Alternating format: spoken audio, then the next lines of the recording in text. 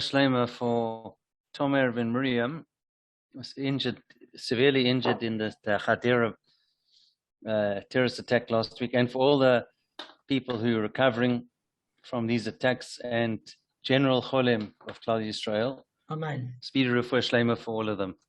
Okay, now something completely different here. It says here, sending overnight packages on Friday, like via the courier. Is it permissible? The question, is it permissible to send an overnight letter or package via the Postal Service or UPS, DHL on Friday with specific instructions to deliver it on Shabbat?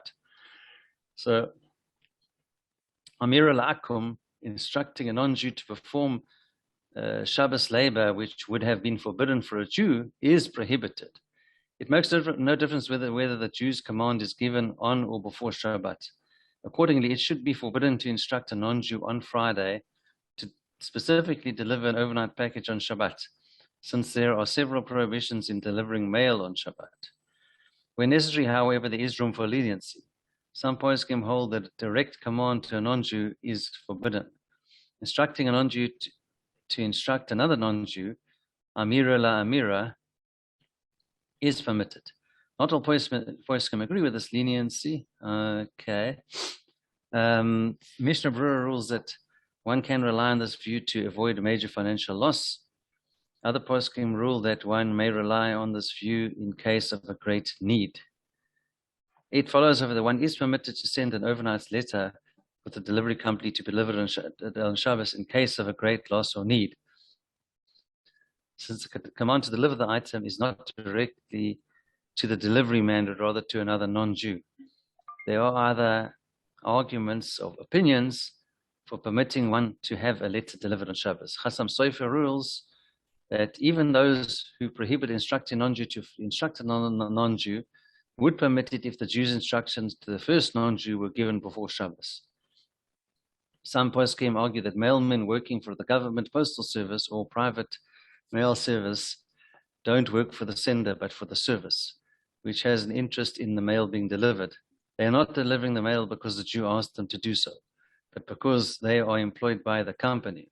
They are not considered, therefore, as doing something for the Jew specifically. Mail delivered is similar to garbage collection, in which the garbage men are not working for the homeowner, but rather for the municipality or private waste company. Okay, these reasons are sufficient to permit a letter to be sent with instructions to deliver on Shabbos, even when the situation is not necessarily one of averting a major loss or filling a great need. Nevertheless, if there is no need or urgency at all, it is better not to rely on the above arguments. Thank you, Kevin. Can I just ask you something quickly before you start, Damon? Do any of you guys know, if you play the lottery, right, and the Powerball, and it happens to be on a Friday night, I think Lotto's on a Saturday night, so that's fine. Powerball's on a Friday night. If you win it, it's like 90 million this week. If I win it, do I have to give it back? What's the story? What you do is you go to a shul that gives you a heter, and you give them the tzedakah contribution if they give you a heter. Okay, well, I was prepared to give it to all the shuls. If I made 90. I'm saying if they pass it against you, then you say to him, your donation is incumbent upon me receiving the money. Then you'll get it. They're not even worth they'll find a source. They will find a source shows they want the 2 million rand. Excellent. 100%. Listen, I think if you win the money then, but you collect it another day, I think maybe it's fine. I need to double check. Because I do play, I play about once or twice a month, especially if it gets to a high amount like that. Okay, so my bracha to you is, may you ask that Shala in reality. And we all say, Amen. Amen. Amen. Amen. Okay, perfect. All right, guys, let's get started. So let me tell you. I just need to find a local rabbi, that's all. All right, guys, come, let's get started. We're losing time. So, what we were dealing with here is we were proposing, if you remember on the 67th daf in bed, is that why can't we have a Gezerah Shava principle where when you learned with in Deuteronomy chapter 5 verse 14, you shall not do any work, you, your son, etc., your ox, your donkey, and every domesticated animal, you had that word ox that was free. Because if you're using the term ox, every domestic animal frees that term ox. I mean, you're repeating it. So therefore, you could actually use that, and we come to derive that you're not allowed to work any animal that you own on Shabbat. So why can't we use a Gezerah Shabbat for ox and sheep to show that you pay a fourfold or fivefold payment if the thief steals any animal, not just an ox and a sheep? That's the Gemara question that's being proposed at the moment. Okay, so basically there have been a couple of discussions. Firstly was Rava. Rava said if you look at the passage about theft, the verse states ox and sheep 2 times. And why does it mention it 2 times? And where do we find this? If you look at Shemot chapter 21, verse 37, it states, if a man shall steal an ox or a sheep, and he slaughters it or sells it, he shall pay 5 cattle in the place of an ox and 4 sheep in the place of a sheep. Okay? So basically we learn from there that Rava is saying the fact that it's superfluous can't be, because nothing in the Torah is wasted. The fact that it mentions it twice is actually showing that only an ox and a sheep are subject for those fourfold and fivefold payments, but anything else is not subject to those penalties. So in other words, the Torah's extra specification of an ox or a sheep is superfluous and can thus teach us that this law is limited to an ox and sheep only, otherwise it wouldn't have mentioned it twice. And it's not derived through the aforementioned Gezerah Shabbat to include other animals. That's Rava's exposition. So the Gemara is going to analyze that. And he said, they say, now which mention of ox and sheep is superfluous, and it should be available for this exposition. Maybe you will say that the ox and sheep mentioned in the latter part of the pasuk, in the verse, was superfluous. For the merciful one should have written in his Torah simply, if a man shall steal an ox or a sheep, and he slaughters it or sells it, he shall pay 5 cattle in the place of it and 4 sheep in the place of it.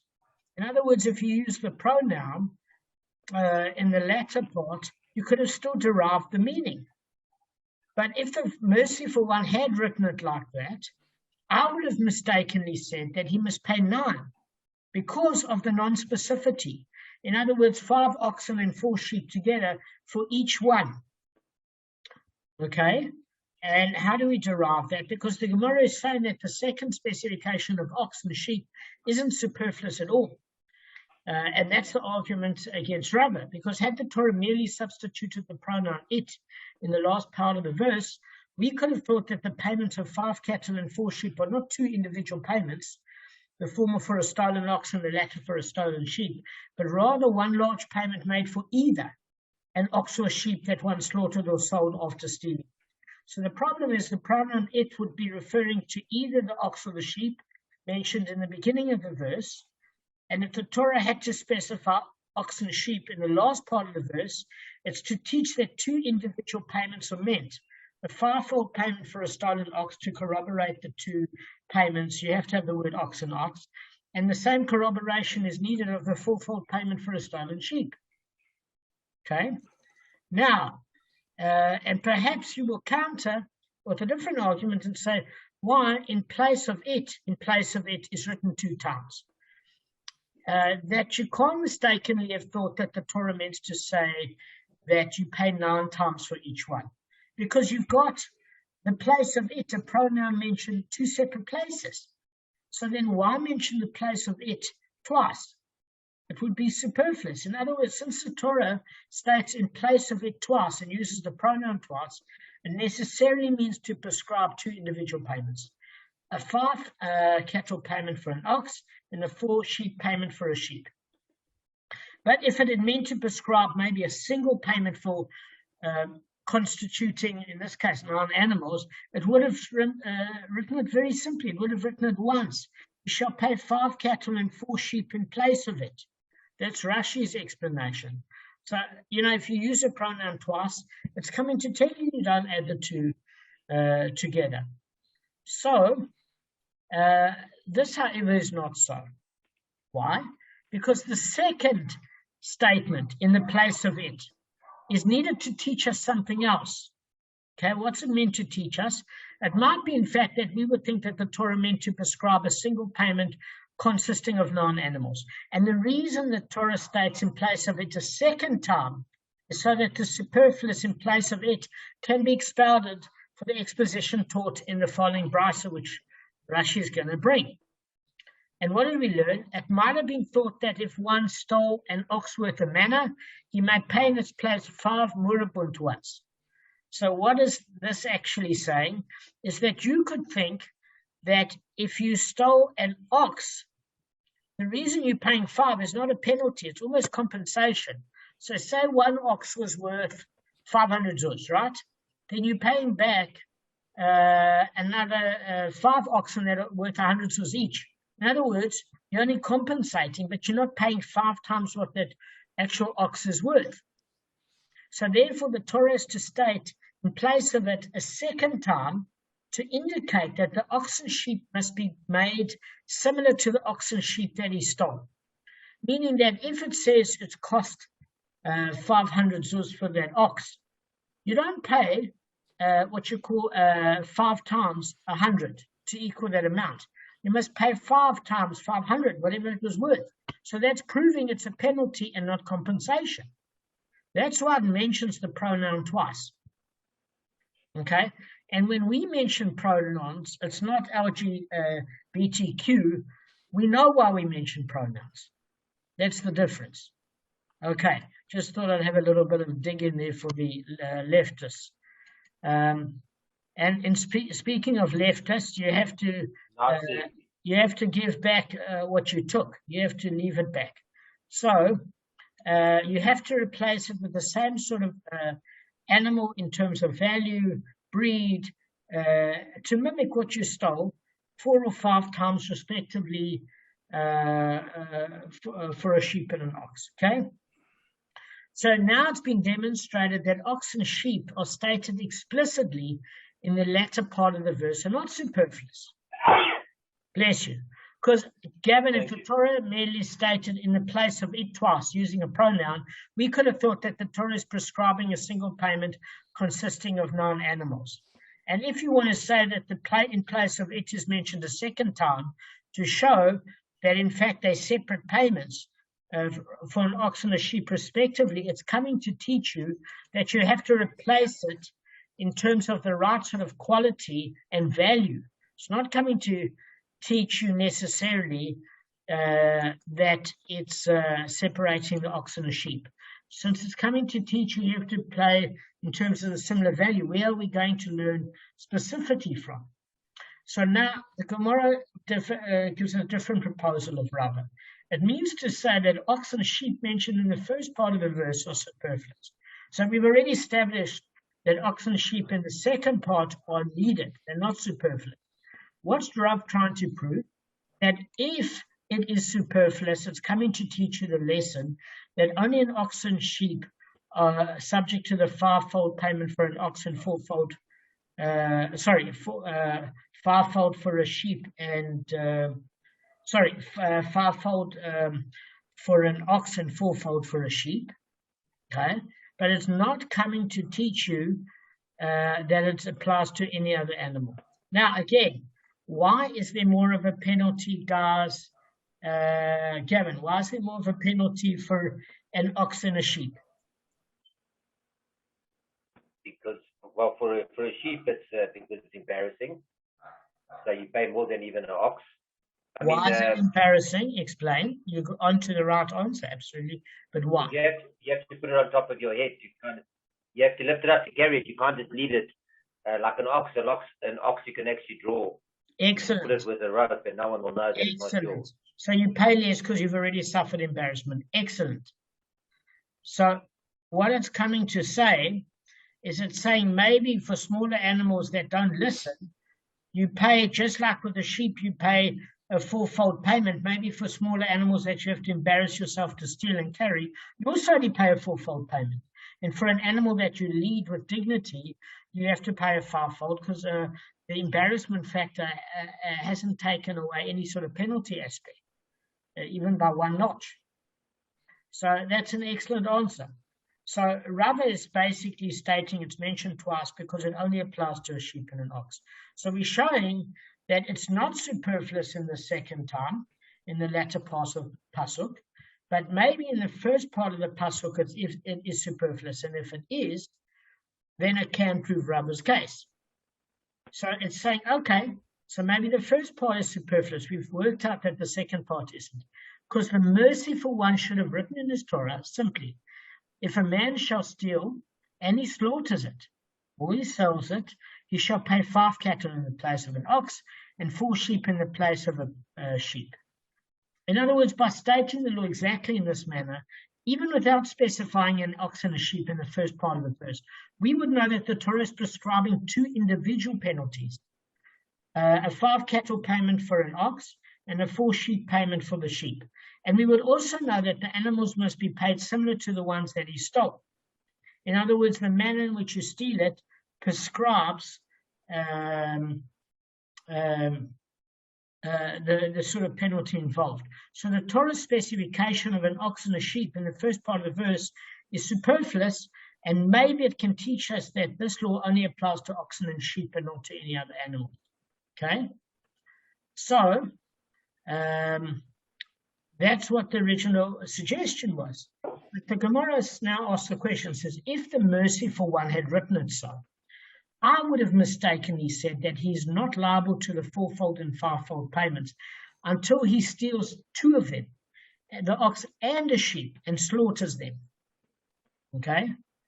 So in other words, there's 2 understandings here. Is that if a man shall steal an ox or a sheep, the Torah makes it clear that the prescribed penalty might only pertain to one who's stolen ox or sheep. But if you had used a pronoun of the word it, you might have thought that you would have to steal both an ox and a sheep to subsequently be rendered a penalty payment of such magnitude. Okay? Now, there's a separate issue at stake also, is that the Gemara says, look, it's seeming to emphasize the word and he slaughters it is written. That's the question of the Gemara. And it's saying, look, you're making a mistake because you couldn't have made a separate mistake that it's emphasizing the word slaughtering, because it mentions that you're liable even for stealing and slaughtering an animal, and even if it's only one of those animals, you're liable. So in other words, the singular pronoun, it doesn't say it's, demonstrates that you're liable for stealing and slaughtering only one of the animals. You don't have to steal both. Okay? So it's either an ox or a sheep. So the Gemara is saying, okay, fine, but granted you would know that the penalty applies even when he slaughters only one. But I still might have said that he's not liable to the 4-fold and 5-fold payments for selling a stolen animal until he steals both of them. Because when you sell it, it's not like there's a physical change of characteristic as such. And maybe you need to steal both of them and sell both of them together. Maybe if you steal both, but you keep one and you sell the other, the penalty aspect doesn't count because you can still return one of the animals to the original owner. And therefore, you would have to basically sell both the animals that you stole in order for that to kick in. So the Gemara answers, no, we couldn't have made that mistake either. Because if you sell it and the singular is written, it doesn't mean that it's any different to slaughtering. You only have to, whether you steal it, slaughter it, or sell it, it's still applying to the singular only. So the pronoun itself would have sufficed as far as that's concerned. Gemara is going to object again, and it says, but say that I might have said that he's not liable until he steals 2 and slaughters 1 and sells 1. Meaning that the penalty only kicks in when in other words, you can do 2 different things to the animal. Say, I might have come to the conclusion I didn't have to sell both of them, but what if I slaughtered 1 and sold 1? And then I'm dealing with individuals, maybe only when that occurs does it kick in. So in other words, although the singular pronoun in the clause, and he slaughters it or uses the term and sells it, demonstrate that the thief is liable even if he doesn't slaughter 2 stolen animals or maybe sell 2 stolen animals. It still does not demonstrate that the thief is liable even when he steals only 1 animal. Because you could construe from the verse, if a man shall steal and he slaughters it or sells it, as meaning, if a man shall steal 2 animals and slaughter 1 and sell 1. In other words, the definitive it singular could still mean you're behaving differently with both the animals, but it still means that you have to steal 2. So the Torah basically must state, if a man shall steal an ox or sheep, to teach that you're liable even when you steal only 1 animal and slaughter or sell it. So the ox and the sheep now stated in the first part of the book, Pasuk, or the verse, etc., aren't superfluous, according to Rashi. And therefore they can't do what Rav intended. And what did Rav intend to say? That when it is superfluous, it's teaching that you can't use the Gezerah Shabbat on Shabbos to apply ox and sheep to any other animals. It would have to be superfluous in order to teach that lesson, because you couldn't assume it. So the Gemara now says that basically you couldn't have made that mistake, because if you slaughter it or sell it, it's written. Meaning that the word or in Hebrew or in English is the same, funny, indicates that you're liable when you slaughter or sell it, not only when you do both. Okay, so the first part of the verse is definitely not superfluous. Now the Gemara is persisting on a different front. It says, still, I might have said that he's not liable until he steals both of them and slaughters 1 and leaves 1 over, or sells 1 and leaves 1 over. So what does this leave over actually mean? It means that if the verse stated, for example, if a man shall steal and he shall slaughter it or sell it, the concluding clause, right, could say this: he shall pay 5 cattle in the place of an ox and 4 sheep in the place of a sheep. You could indicate from that that the thief stole both an ox and a sheep, and we would have interpreted the verse to mean if a man shall steal an ox and a sheep, and he slaughters 1 of them and sells 1 of them, he shall pay. Therefore, the Torah must state, if a man shall steal an ox or a sheep, to teach that is liable even when he steals only 1 of those animals and then slaughters or sells it. So ox and sheep are not superfluous either. So Rashi is going backwards and forwards every time the Gemara is going with a graph. So eventually, the Gemara concedes to this final objection, and it proposes a slightly different final explanation of Rabba's exposition. Okay, so rather the mention of ox in the latter part of the verse and the mention of sheep and in the first part of the verse are superfluous. So it's saying, hang on a second. If you take the word ox in the latter part of the verse and sheep in the first part of the verse and mix them up like that, you could still make it superfluous because you would derive the meaning clearly. And you'd word it as follows: for the merciful one should have written in his Torah the following: if a man shall steal an ox and he slaughters it or sells it, he shall pay 5 cattle in the place of it and 4 sheep in the place of the sheep. So in other words, if you use a singular pronoun and you remove 1 of the animals, 1 from the first context and 1 from the second, you could still logically derive it, but not if you took both from the first part of the pasuk or both from the second part. You'd have to take an ox or a sheep from a different part so that the understanding could be linked. Okay? So,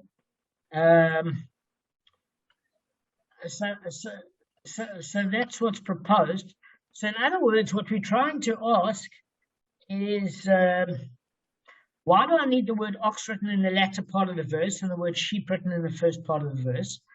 Because they're superfluous. Learn from this that ox and sheep, yes, they are subject to the fourfold and fivefold penalties, but anything else is not subject to those penalties. So in other words, what we're saying is we finally figured out a way how Rava could make it work. Okay, if you're falling asleep, are you taking Turvavat at the moment?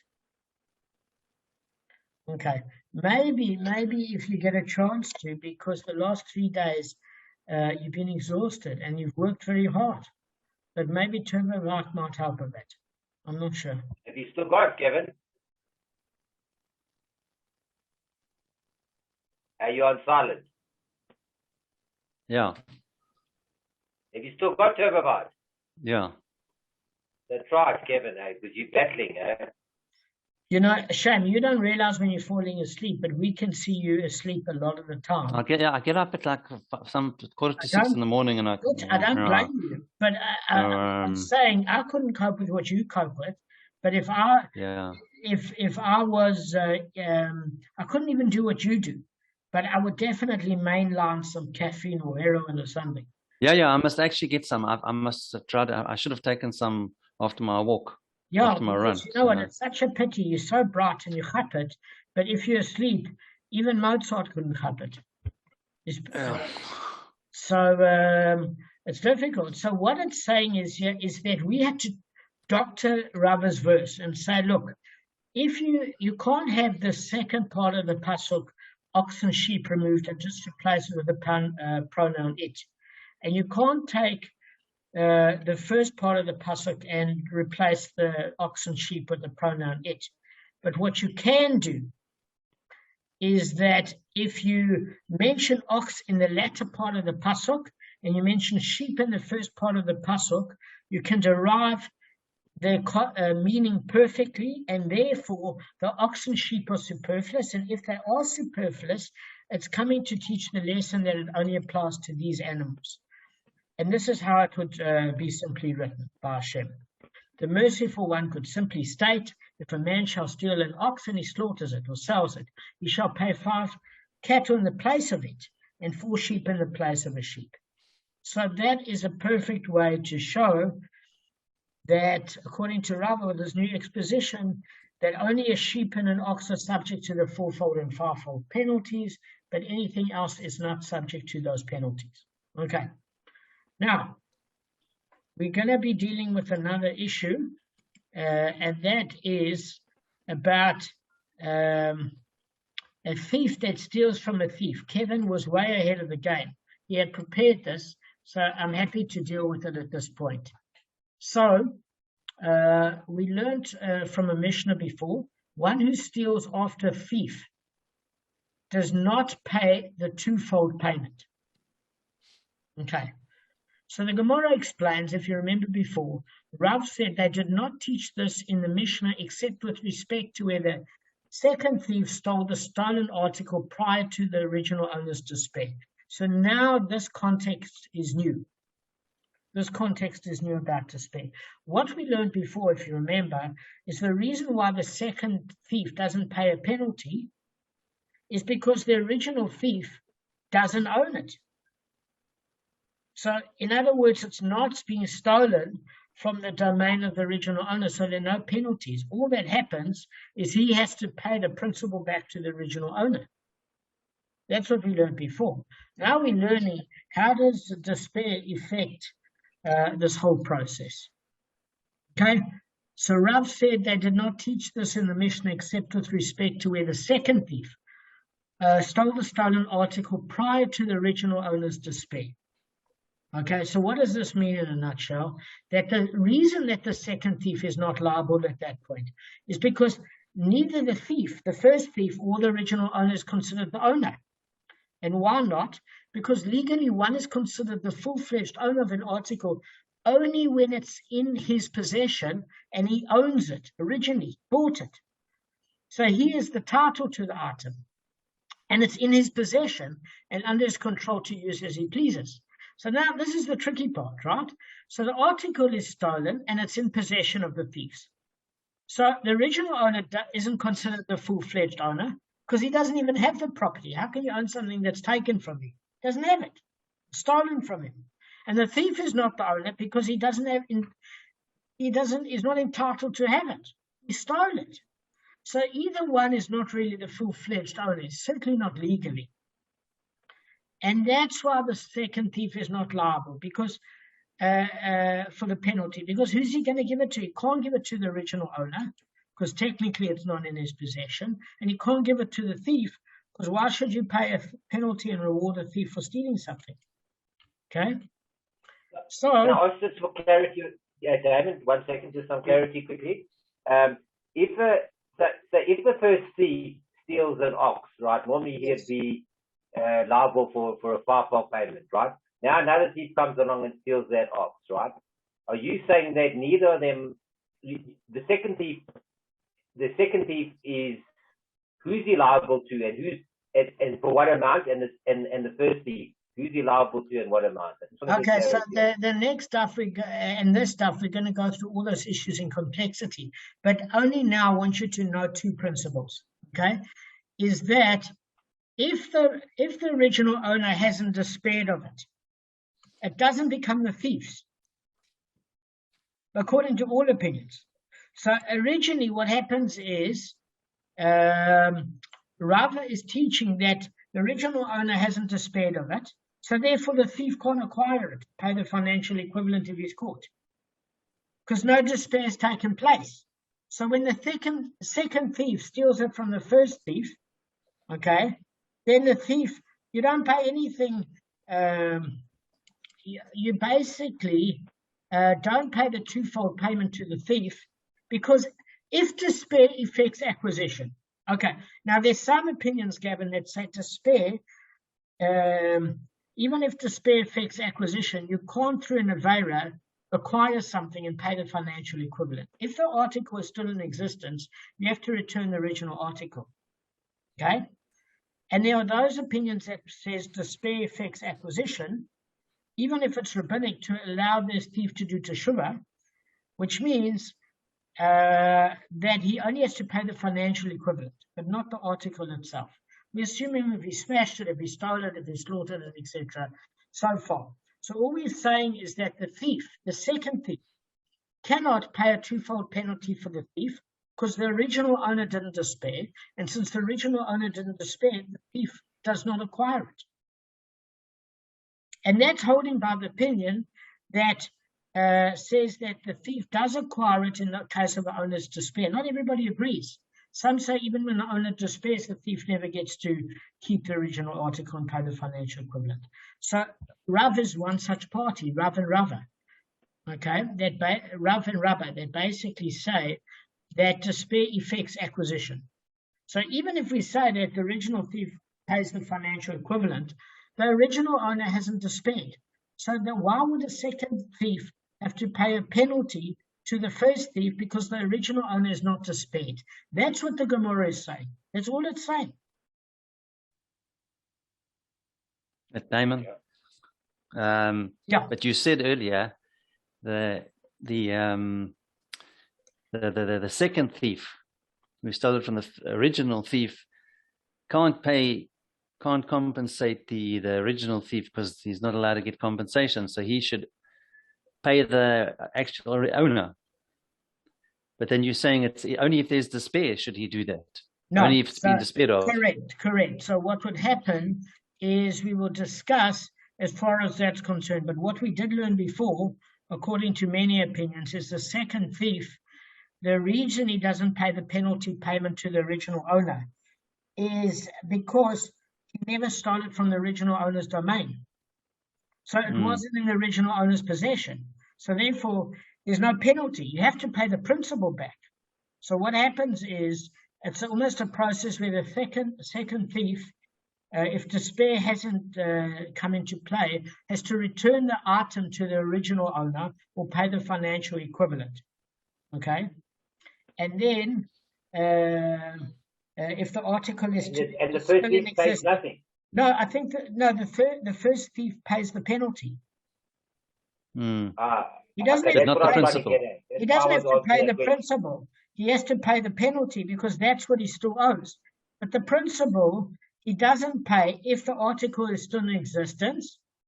Why? Because if it's still in existence and the owner hasn't despaired, it's returned to the original owner, or the equivalent is given to the if the article isn't in existence and it's made a physical change by slaughtering or selling it, or it can't be sold because then you can't steal something you don't have. But if he slaughtered it and took a carcass, for example, as far as that's concerned, then he technically has acquired it, the first thief, through that physical change. And then the second thief pays the principal to the first thief under if it was stolen and then slaughtered. but the first thief pays the fourfold or fivefold payment to the original owner. So let's keep it simple. In this case, let's just talk about a normal penalty, twofold payment. Owner hasn't despaired. So the original article is returned by the second thief to the original owner, okay? But he doesn't pay a penalty because the original owner never had possession of it, so he wasn't a full owner, so there's no penalty on a technicality. So who pays the penalty? The one who caused this loss, which was the first thief, because it says, if you shall steal from him, meaning the original owner in his home. So the first thief pays the penalty, the second thief returns the lost object to the original owner or pays the principal in financial equivalency. This is when the original owner has not despaired. But after the original owner despairs, the first thief has acquired it. Okay? And why has he acquired it? Because the thief has acquired legal title to the stolen article. Rav holds the view held by Rabbah. We did this in 66a, that Ye'ush alone affects the thief's acquisition of the stolen article, according to those two opinions. So once the original owner despairs of recovering the stolen article, it becomes a full-fledged possession of the thief. So the thief would only pay the financial equivalent to the original owner.